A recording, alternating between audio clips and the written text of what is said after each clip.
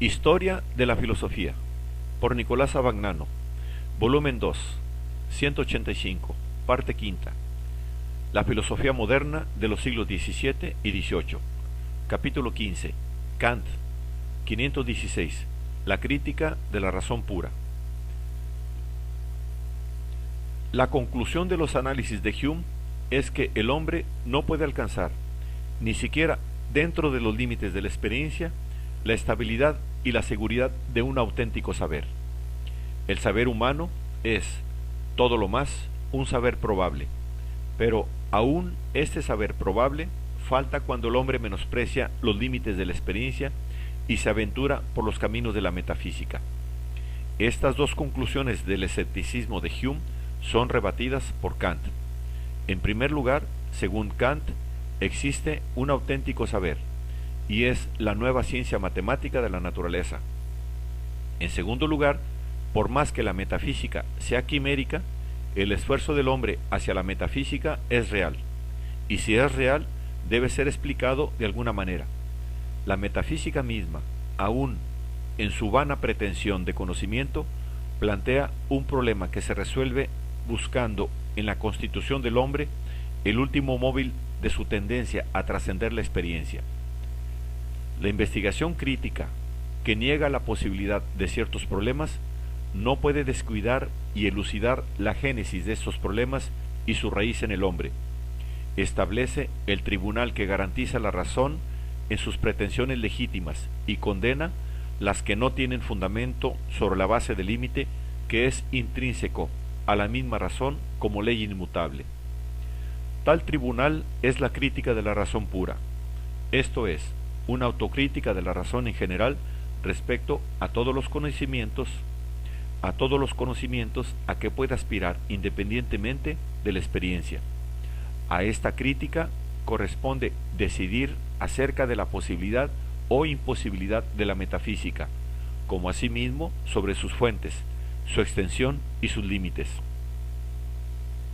Según Kant, es un hecho que existen conocimientos independientes de la experiencia. Todo conocimiento universal y necesario es independiente de la experiencia, ya que la experiencia, como Hume y Leibniz habían reconocido desde opuestos puntos de vista, no puede dar valor universal y necesario a los conocimientos que derivan de ella. Pero conocimiento independiente de la experiencia no significa un conocimiento que precede a la experiencia. Todo nuestro conocimiento empieza con la experiencia, pero puede ser que no se origine totalmente de la experiencia y que sea un compuesto de las impresiones que proceden de la experiencia y de lo que le añade nuestra propia facultad de conocer, estimulada por tales impresiones. En tal caso, es menester distinguir en el conocimiento una materia, constituida por las impresiones sensibles, y una forma, constituida por el orden y unidad que nuestra facultad cognoscitiva da a tal materia.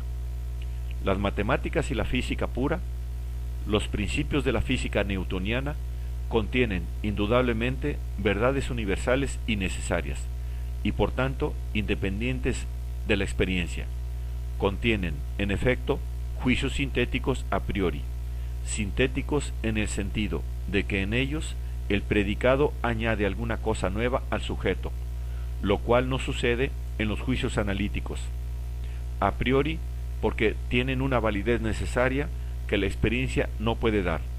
Ahora bien, el primer problema de una crítica de la razón pura es ver cómo son posibles los juicios sintéticos a priori, lo cual equivale al problema de cómo es posible la física pura y las matemáticas. La crítica de la razón pura debe alcanzar y realizar la posibilidad fundamentadora de la ciencia, del auténtico saber humano. Es evidente que esta posibilidad no puede identificarse con la materia del conocimiento, pues está constituida por una multiplicidad desordenada de impresiones sensibles. Debe, pues, reconocerse en la forma del conocimiento, o sea, en los elementos o funciones a priori, que dan orden y unidad a aquellas impresiones. El primer objetivo de la crítica de la razón pura será entonces el de descubrir, aislándolos aquellos elementos formales del conocimiento que Kant llama puros y a priori, en el sentido de que carecen de cualquier referencia a la experiencia y son independientes de ella. De esta manera, la investigación de la razón, aún manteniéndose rigurosamente dentro de los límites de la experiencia, podrá justificar la experiencia misma en su totalidad, y por tanto también los conocimientos universales y necesarios que se encuentran en su ámbito. El segundo objetivo de la crítica de la razón pura será el de determinar el posible uso de los elementos a priori del conocimiento, esto es, el método del conocimiento mismo, de manera que la crítica de la razón pura se dividirá en dos partes principales, que son de hecho las dos partes de la obra homónima de Kant, la doctrina de los elementos y la doctrina del método.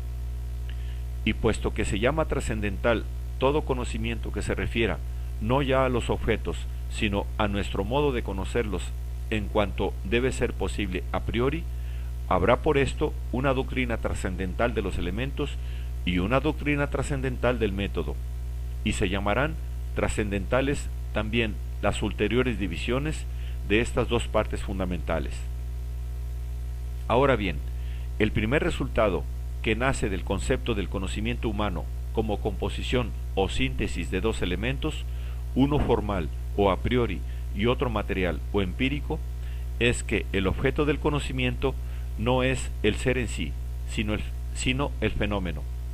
Conocer para el hombre no significa crear. El entendimiento humano no produce, al conocerla, la realidad, que es su objeto. En este sentido, no es un entendimiento intuitivo, como es quizás el entendimiento divino, para el cual el acto del conocer es un acto creador. El entendimiento humano no intuye, sino que piensa, no crea, sino que unifica. Por tanto, debe serle dado, por otra fuente, el objeto que ha de pensar, lo múltiple que ha de unificar. Esta fuente es la sensibilidad, pero la sensibilidad misma es sustancialmente pasividad. Lo que tiene lo recibe, y no puede recibirlo sino en los modos que le son propios. Todo esto significa que el objeto del conocimiento humano no es el ser, o sea, en sí, sino lo que del ser puede aparecer al hombre, el fenómeno. Significa además que el conocimiento, que es humano en cuanto es siempre y solamente conocimiento de fenómenos, es siempre y únicamente experiencia. Pero el fenómeno no es apariencia ilusoria, es un objeto y un objeto real, pero real solamente en relación con el sujeto cognoscente, esto es, el hombre. La investigación crítica es investigación trascendental, en cuanto versa sobre la posibilidad condicionante de todo conocimiento auténtico, y por tanto, sobre las formas a priori de la experiencia. Estas formas son, por un lado, sensibles, intuiciones puras, espacio y tiempo; por otro, intelectuales, conceptos puros, categorías. La experiencia es la totalidad concreta del conocimiento.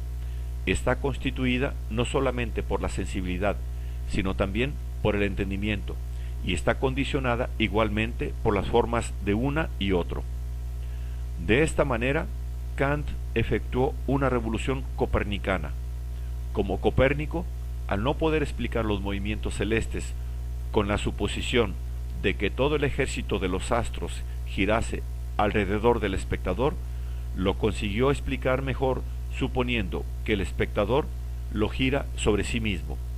Del mismo modo, Kant, en vez de admitir que la experiencia humana se modela sobre los objetos, en cuyo caso su valor sería imposible, supone que los objetos mismos, en cuanto a fenómenos, se modelan sobre las condiciones trascendentales de la experiencia.